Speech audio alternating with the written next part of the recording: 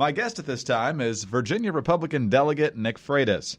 Recently reelected to the Virginia House of Delegates, Mr. Freitas is now throwing his hat into the ring for Virginia's 7th congressional district in the 2020 cycle. That seat was once held by Republicans like Eric Cantor and Dave Brat. In 2018, Congressman Brat was narrowly defeated by Democrat Abigail Spanberger. So, why does Spanberger need to go, and why is Delegate Freitas thinking he's the best option to replace her? That's what we'll ask for the next few minutes. And Delegate Freitas, it's always good to have you with us. Thanks for your time today. No, thank you for having me on. Well, anytime you're running against an incumbent, two questions come to mind. Why should the incumbent not be reelected, and why should you be elected? So let's start with the first one. Why should the voters in the 7th District of Virginia fire Abigail Spanberger? Well, I do think this is a far more conservative district than the representation that we're currently receiving. And that's one aspect. But then I think another component of it is one of the most important roles of a representative is to be very honest with the people on how they intend to represent you in Washington, D.C. And one of the problems that I and I think many other constituents in the 7th District have is that Abigail ran on this platform of wanting to be very moderate and an independent voice and not get mired in some of the hyper-partisan activity that we see going on with the impeachment. And then when she got up to Washington, D.C., she brags about the fact that she didn't vote for Nancy Pelosi as Speaker, but she's voted with Nancy Pelosi close to 90% of the time. She's now thrown her weight behind impeachment.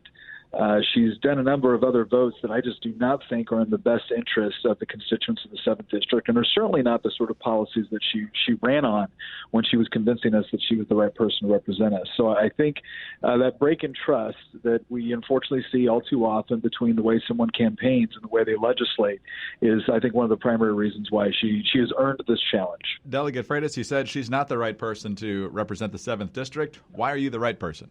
Well, I think, again, it sounds cliche, but ultimately, the people will decide that. What I want to do is, first of all, I think people are frustrated with, again, people going to Washington, D.C. and doing something different than what they campaigned on. But I'll tell you another thing I'm really frustrated with, and that is someone that goes to Washington, D.C. and thinks that merely voting the right way is sufficient. That's the bare minimum we should be able to expect out of our representation. At this point, we have a critical discussion, a critical philosophical discussion going on in this country right now about whether or not we are going to continue to embrace principles of individual liberty, of free markets, of private property rights, or whether or not we are going to go down this rabbit hole of socialism that Bernie Sanders, Elizabeth Warren, and others keep advocating for. And so I expect a representative to go down there and actually present an argument for what we believe. I don't want them to just hide away in their office only to emerge and take a vote and then come back and say they did all they can. No, you have a national platform at that level, and I think we have a reasonable expectation that you will go and do a good job defending what it is that we believe in and drawing the very important contrast between a society which values individual liberty and free markets and one which believes in maximizing government control through a more socialist-oriented government. Right now, of course, as you well know, there's not a lot of policy going on, at least not that gets a lot of attention in Washington. It's mainly either coverage of what President Trump is doing or reaction to what President Trump is doing or tweeting or whatever. You're a policy guy. You and I have talked about a lot of different things over time, from gun policy at the Virginia state level to economics and many other things. If you get elected, what are your key issues that you're coming to work on?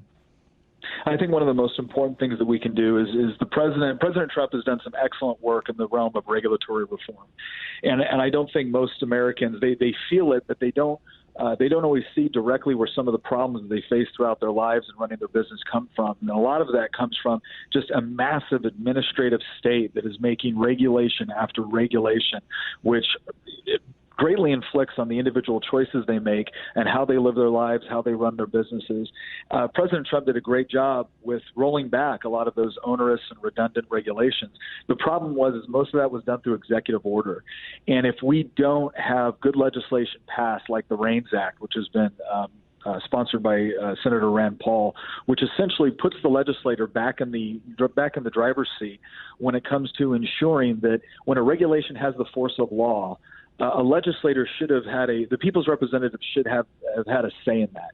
But unfortunately, one of the things that we're doing right now is the legislature passes these very, very broadly worded laws, and then the regulatory environment goes out and just creates hundreds, if not thousands, of regulations in order to enforce it. I think we need a lot more transparency in that process.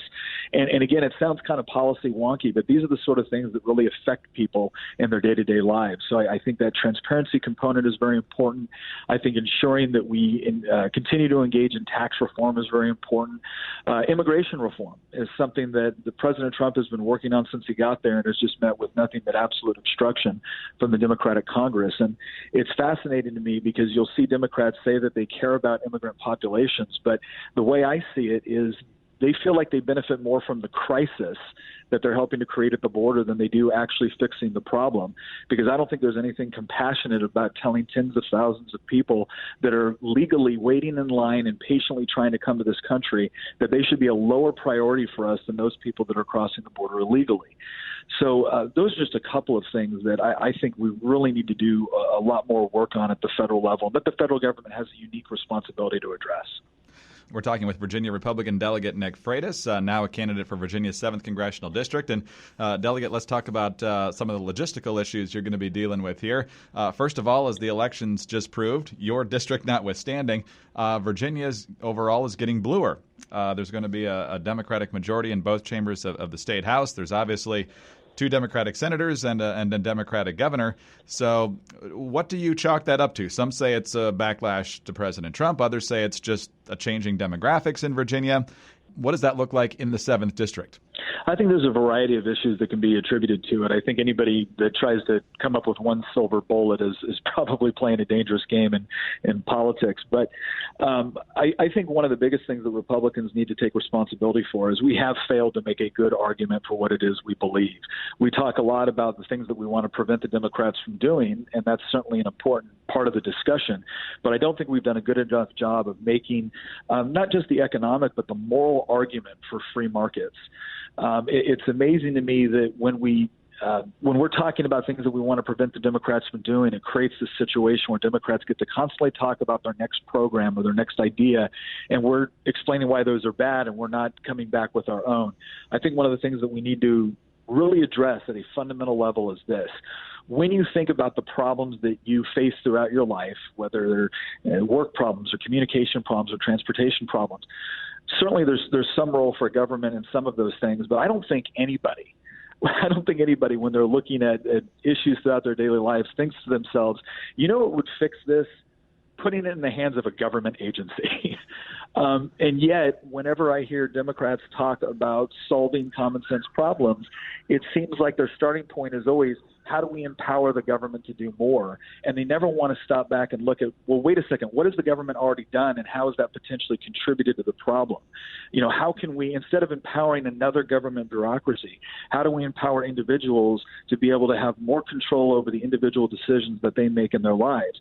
Because when I look around at how we solve problems in the private sector, what I see are efficient solutions that people like, that they have a choice to engage in the marketplace with, and they're inherently peaceful. And when I see government solutions that are offered, they are inherently, coercive. They get bogged down in political infighting and bickering. So I really do think we need to make a fundamental argument that free people working in voluntary cooperation are so much better at solving problems than politicians and bureaucrats. But the only way they can do that is that they're actually free to do it. And that's where rolling back some of these regulations, taxes, and expanding on that individual liberty is so important to our argument. Couple minutes left in our conversation with Nick Freitas. And Delegate Freitas, if you haven't already been asked this, you will be, as you know, many, many times. And that's what you think of the president, where you side with him, not just whether he ought to be impeached, but on policy and character and all these things. So how closely do you plan to run with President Trump if you guys are on the same ballot together? Well, I think this impeachment is devolved into little more than a political show trial at this point. I think it's absolutely absurd that the Democrat Party would attempt to overthrow a duly elected president simply because they do not like him. I mean, it's hard for me to see any other justification for what they're doing right now, since there's certainly not sufficient evidence to be going through an impeachment process. But I think they think it benefits them politically, and so they're going forward with it. And I think that's destructive to the American political process. When it comes to President Trump, look, I judge people ultimately by their actions.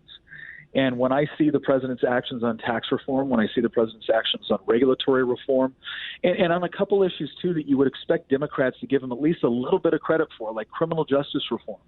President Trump has done more for criminal justice reform than I think any president in my lifetime. And it seems like the Democrat leadership can't look past their own hatred for the president to just sit back for a minute and say, you know what, we accomplished something good here. Another area that's near and dear to my heart is I'm a two-time combat veteran. And I've grown very, very disillusioned with U.S. foreign policy when it comes to sending men and women overseas in wars that don't seem to have any clear objective. And President Trump has been one of the first chief executives we've had in a while that's been a lot more skeptical of sending men and women into harm's way without any clear objective or, in some cases, any clear U.S. interests.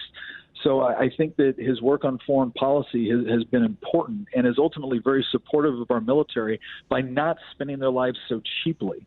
So I think there's a lot of areas where I'm very, very proud of the work President Trump has done, and he's certainly earned my respect and support.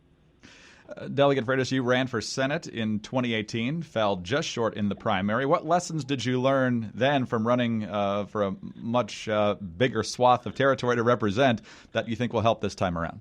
Well, it was obviously a much different race simply because it was a statewide race, and we were coming into this with very little name recognition, very little organization or infrastructure. And we learned a lot through it. A lot of that race ended up building that infrastructure from scratch and going around and talking to people from all over Virginia. And one of the things that you'll notice when you look at that Senate primary is that we won the 7th district overwhelmingly.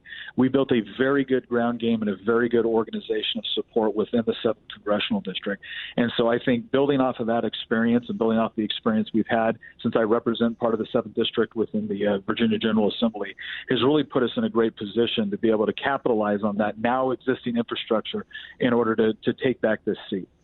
Last question. As you seek a new job, the existing one is still there as well. And as we mentioned, Democrats will be in control in Richmond across the board come January. They got a very ambitious agenda on guns and abortion and other issues. What are you expecting? Oh, I think it's going to be fairly horrendous. One of the things that was most frustrating during the House of Delegates race was constantly hearing my opponent and other Democrats claim that Republicans were being fear-mongering and hyperbolic every time we said that if the Democrats take control, they're going to try to confiscate our guns. And you heard it repeatedly from the Democrats. Nobody wants to take your guns. That's ridiculous. And then the moment they take control, what are the first bills they draft? What are the first bills they get dropped? And it is. It's gun confiscation bills. It's doing things that would effectively outlaw youth hunting. They're just absurd policy positions that I don't think have a great deal of support across Virginia.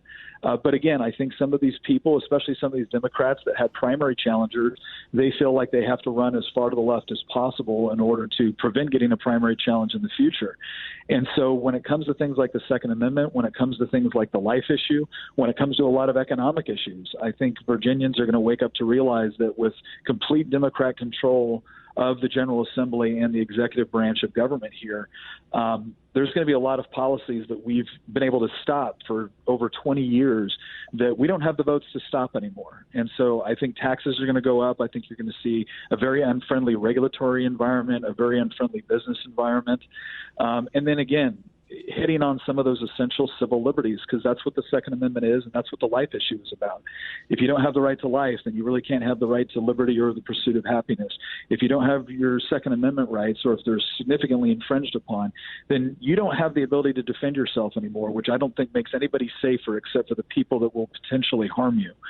So there's going to be some consequences from this election, and we're going to do everything we can to point out what these bills will actually accomplish. Because many in the media have given the pass to the Democrats for too long, and because their bills never went into effect, they were able to shade over what they would actually accomplish. Well, that's not going to happen this time. And so I think it's our job in the minority at this point to be that voice of reason and argumentation against what they're trying to do, and really talk about the human cost of what happens when you expand government power at the expense of individual liberty. Well, a lot of fierce debate to come in Richmond and a vigorous congressional campaign as well. It's going to be a busy 2020 for you. Sir, thanks very much for your time as always. Thank you. It's my pleasure. Nick Freitas is a delegate in the Virginia House of Delegates. He's also seeking the Republican nomination in Virginia's 7th Congressional District. For more information, you can head to nickforva.com, nickforva.com. I'm Greg Columbus reporting for Radio America.